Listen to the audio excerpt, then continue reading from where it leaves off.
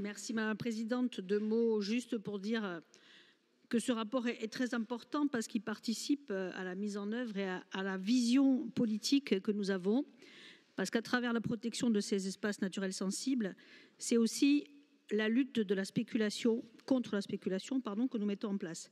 Donc 14 zones de préemption qui, il faut le dire, sont validées par les communes.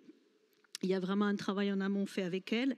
Il y en aura 21 en tout, des zones qui sont définies dans l'ensemble de la Corse. Aujourd'hui, certains de ces espaces cités dans ce rapport commencent à être vraiment fortement anthropisés. Je prends l'exemple de Pedragourbar. Nous pouvons désormais agir. Préempter, c'est un acte politique très fort. C'est un outil par excellence face à la prédation, face à la spéculation et face à la destruction de notre pays.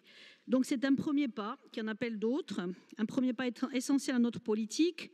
Le suivant, ça sera le schéma territorial des espaces naturels sensibles de la collectivité de Corse. Enfin, un dernier point important. À travers ce rapport et ceux qui vont venir ensuite, nous pouvons noter et affirmer la dynamique très forte engagée par la collectivité de Corse sur le développement de ces sites naturels sensibles littoraux, par ces actions essentielles, la diminution des zones l'augmentation et la diminution bien sûr de zones de non-artificialisation nette, et enfin un sujet qui nous intéresse à tous ici et même au-delà de cet hémicycle, sur la régulation de la surfréquentation touristique.